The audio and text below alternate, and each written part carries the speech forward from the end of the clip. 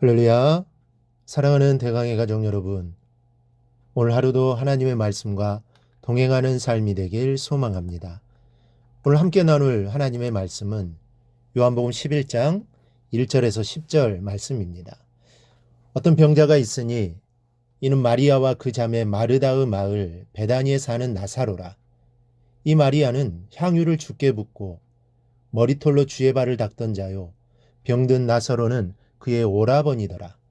이에 그 누이들이 예수께 사람을 보내어 이르되 주여 보시옵소서, 사랑하시는 자가 병들었나이다 하니 예수께서 들으시고 이르시되 이 병은 죽을 병이 아니라 하나님의 영광을 위함이요 하나님의 아들이 이로 말미암아 영광을 받게 하려 함이라 하시더라.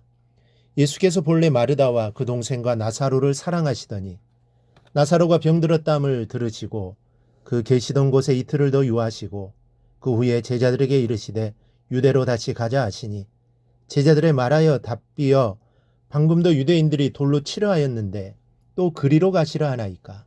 예수께서 대답하시되 낮이 12시간이 아니냐. 사람이 낮에 다니면 이 세상의 빛을 보므로 실족하지 아니하고 밤에 다니면 빛이 그 사람 안에 없는 고로 실족하느니라.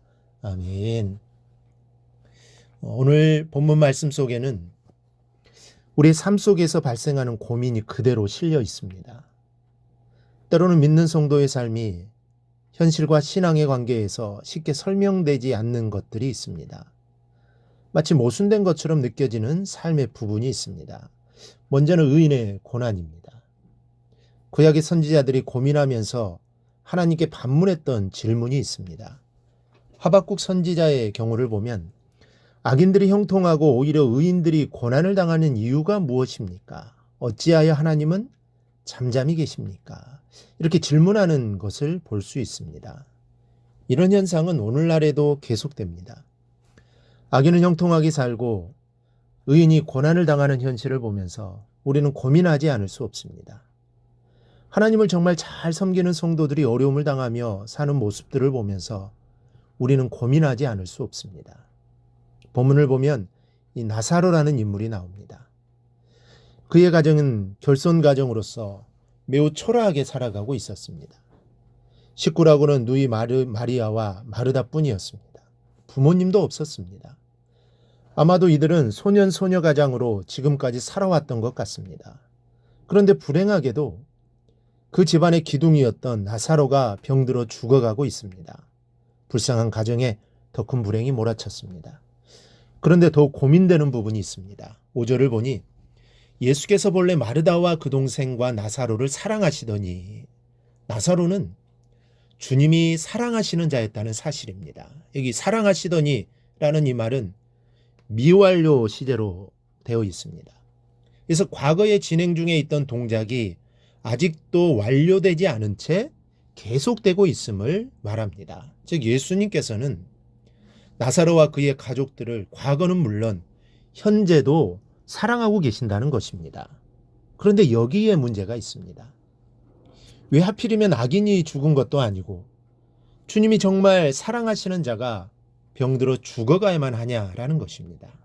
주님이 사랑하시는 자요, 하나님이 기뻐하시는 자라면 복을 누리며 잘 살았으면 좋겠는데 현실은 그렇지 않을 때가 있다는 것이 우리의 또 고민입니다.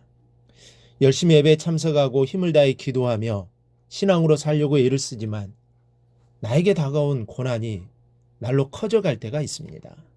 정말로 힘들고 지칠 때가 많습니다. 나사로의 누이 마리아와 마르다 역시 큰 절망에 빠지게 되었습니다. 죽어가는 나사로를 살리기 위해 사람을 예수님께 보내어 상황 보고를 했습니다. 그리고 좀 빨리 와달라는 요청을 하게 됩니다. 그러나 또 한 번 마음 아픈 경험을 하게 됩니다. 즉 예수님께 거절당하는 느낌을 받아야만 했습니다. 6절 말씀을 보니 나사로가 병들었다함을 들으시고 그 계시던 곳에 이틀을 더 유하시고, 주님께서 사랑하시는 나사로가 죽어가고 있다는 소식에도 불구하고 주님은 즉시로 달려오지 않으셨습니다.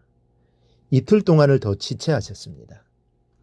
일반적으로 생각한다면 예수님께 나사로를 사랑하시는 것이 사실이라면 신부님꾼을 통해 이 소식을 들으시자마자 그를 보러 가셨어야 옳지만 주님은 그렇지 않으셨던 것입니다. 아마 이것을 한 마리아와 마르다는 거절당했다는 생각에 몹시 섭섭하고 또 슬펐을 것이 분명합니다. 주님의 야속한 태도에 눈물이 북받쳤을 것입니다. 겨우 예수님이 이렇게 지체하시는 동안 나사로는 숨이 끊어졌고 장사되어 무덤에 안장을 했습니다. 이제는 가망이 없어졌고 모든 것이 끝나버렸으니 예수님에 대한 섭섭한 마음이 컸을 것입니다. 하지만 우리는 예수님이 취하신 이 행동 뒤에 숨겨져 있는 주님의 뜻을 이해해야 합니다. 예수님께서 계셨던 그곳에서 이틀이라는 시간을 더 보내신 것은 여러 가지 이유로 우리가 설명할 수 있지만 무엇보다도 사람들로 하여금 나사로의 죽음을 확인하게 하시기 위함이었습니다.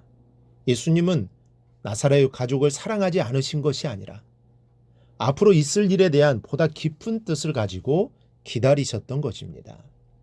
여러분, 삶에서 심히 절망될 때, 내 힘으로는 도저히 일어서지 못할 때 우리는 주님을 의지하며 기도하곤 합니다. 그러나 주님은 대답이 없으시고 나를 잊으신 것처럼 느껴질 때가 있습니다. 응답은 오지 않고 상황은 더욱 악화되어 벼랑으로 치닫을 때가 있습니다. 그러나 여기에서 잊어서는 안 될 것이 하나 있습니다. 주님은 나의 모든 처지와 형편을 알고 계시다는 사실입니다. 예수님께서 나사로의 소식을 들으시고 이런 말씀을 하십니다. 이 병은 죽을 병이 아니라 하나님의 영광을 위하며 하나님의 아들이 이로 말미암아 영광을 받게 하려 함이라. 이미 주님은 모든 것을 알고 계셨고 이 일은 하나님의 영광이 될 것이라는 것도 알고 계셨습니다. 그리고 나사로가 부활할 것도 알고 계셨던 것입니다. 여러분, 의인에게 고난이 온다고 기도의 응답이 더디다고 슬퍼하지 마십시오. 주님께서는 우리의 고난을 영광으로 바꾸어 주실 것이고 하나님의 영광은 머지않아 우리에게 임할 것입니다. 이 사실을 절대로 잊어서는 안 됩니다.